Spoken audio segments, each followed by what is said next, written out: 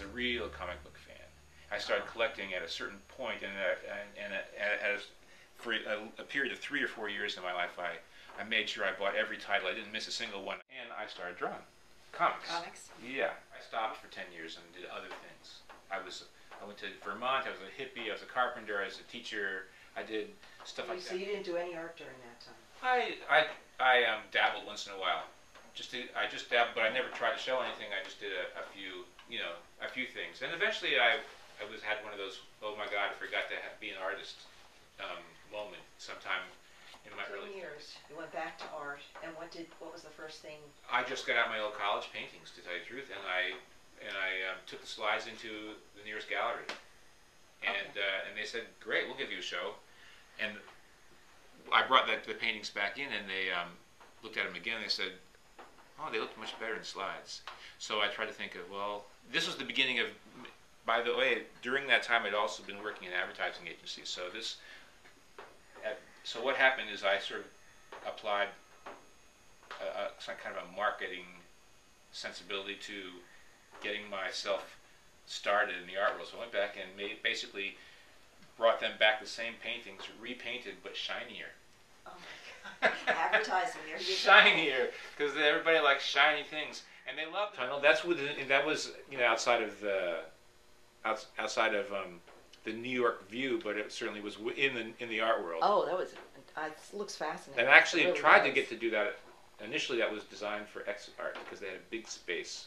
But they, like I said, there's not that much support. It's not easy to get these projects done, and more or less I have to fool somebody or trick somebody in America to do it because they're worried about excess trouble, excess expenses, liability. It just is a hassle for them. You had visitors crawling through a maze. Yeah, they crawled through and they were videotaped by 15 different cameras. There was I had these editing switches, and as you went from one section to the next, it would videotape you when you came out. I could hand you a video, say, you want to see your adventure through the cube, and then they could go walk right over to the monitor and put it in and see themselves climbing through all this maze of tunnels and environment.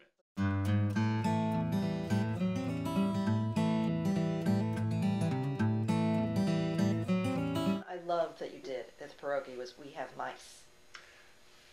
You lived in a 3-foot wide crawl space? It was 18 inches. 18 well, it was basically for 5 weeks, right? You lived in there? Yeah. We just basically rebuilt the gallery 18 inches inside. So there was a hollow. So they had 18-inch hollow wall space. What was the idea behind that for you when you started this? The idea was that, I came back from Europe, and a friend of mine had lost his place to live in. He was living in my studio, and I came in, and he was washing himself in the slop sink, like up there sitting on the counter with a hose, taking a bath.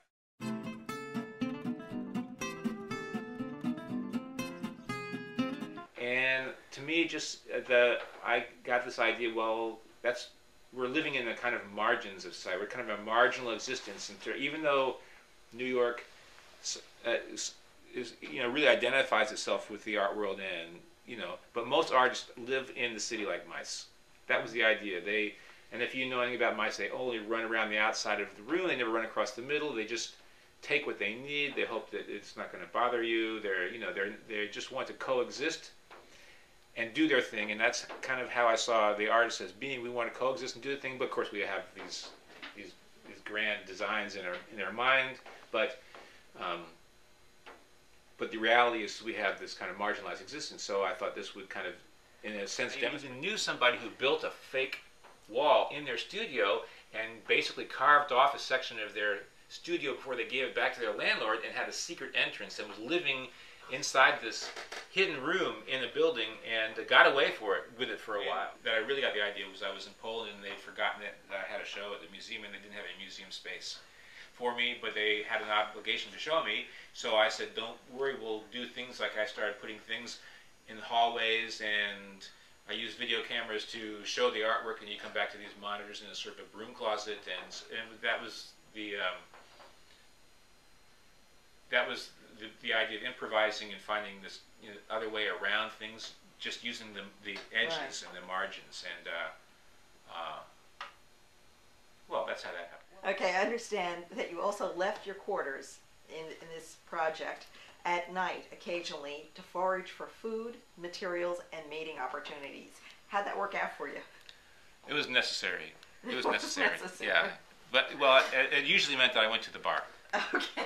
So yes, my plan was to live in the space 22 hours a day and have 2 hours a day to get stuff. And one of the main reasons was because Pierogi didn't have somebody to take care of me, so there was no one to go get me food and do my laundry and stuff like that. God. So I had to, it's kind of a one-man operation. So every once in a while, literally, you would leave for 2 hours and then go back. Yeah.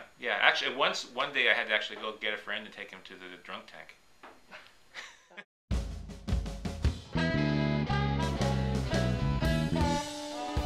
Lately, you've been working on a series of diagrammatic paintings. Is this the whole thing called the Downtown Body Project?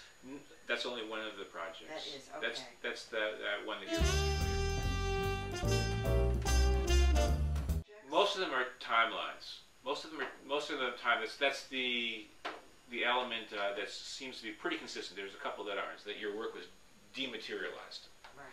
And in some way, it was to get out of the capitalist market, and also the patronage of the rich person, and it was kind of a do-it-yourself kind of thing, and it was to be less materialistic was seen as a good thing. That was, but it has its blowback, which is that there's nothing left when you're done.